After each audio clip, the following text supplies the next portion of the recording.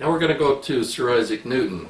Sir Isaac Newton, one of the greatest minds of our time, was supposed to be a priest in order to fill the position that he held at the university. And he refused to be a priest because he knew that the church had fallen. He knew that the true church of Jesus Christ was not on the earth in his day. Why did he know that the church of Jesus Christ was gone? Well, he starts at the beginning.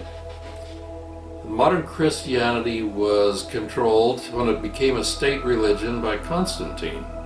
Constantine decided, well, I can't whip him, I might as well join him. So he takes a close look at the church, and he calls the bishops together, and he discovers that in the church there's a split in their theocracy. Half of the bishops were saying the Father is the Son, is the Holy Ghost, and the other half was saying, no. There's the Father and the Son and the Holy Ghost. So the Council at Nice was called, and for over a month they sat and haggled over the nature of God. They couldn't hammer it out. So Constantine stepped in and made an executive decision. He heard both sides, and he, being a pagan, was captivated by the mysticism of the Father is the Son, is the Holy Ghost. That is your God. The other group says, no, that's not right. Off with their heads. And they were beheaded. So from that day forward, we have the Nicene Creed, which became the foundation for the Christian denominations in our world today. Now, Sir Isaac Newton knew that that was not right. We have others that came along after that, like Giordano Bruno. Now, Bruno was a scientist of his day. Bruno was burned at the stake. He makes a statement, you may fear more to deliver judgment upon me than I feared judgment. Why was Bruno burned at the stake? Well, let's look at this ice skater. And he says, well, let's put an ant on the ice skater's boot, on the side of the boot. And the ice skater is twirling. Now, the ant on the boot looks at the audience and sees them whirling around him. And he says, my goodness, isn't it interesting how those things whirl around me so fast? But sometimes they stop, and sometimes they whistle down the side. Well, the ant finally figures out, no, they're stationary. It's me that's whirling. Well, that's where Bruno was. He was saying the earth is turning. The sun, moon, and stars are not whipping around the earth every day, but it's the earth is rotating on its axis. And the leaders of the church says, no, that's false doctrine, and they burned him at the stake. Then we have guys like William Tyndale.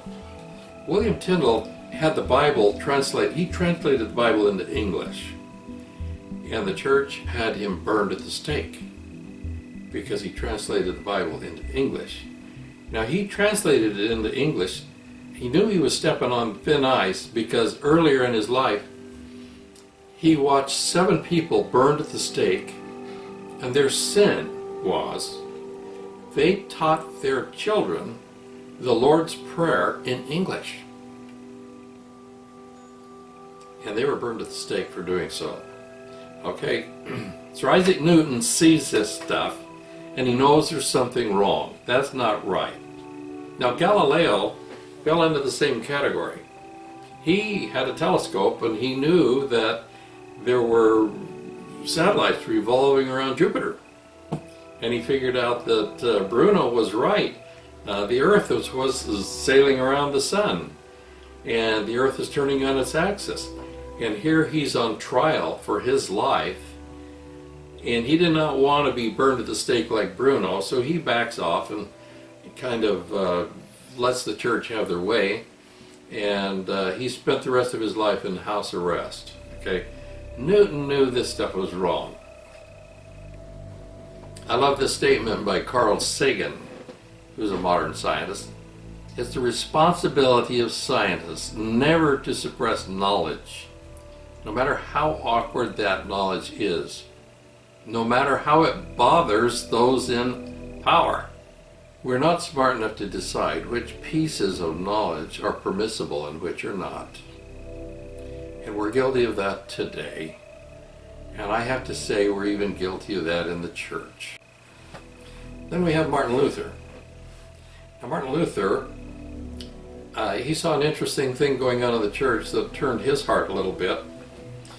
He saw the Pope selling some church leader the right to sell indulgences.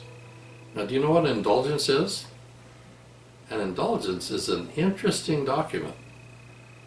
If I want to have an illicit affair with my neighbor's wife next Friday, I can go to the priest and I can tell him about it and tell him what I'm going to do, and the priest will give me a written document forgiving me for the activity before I do it.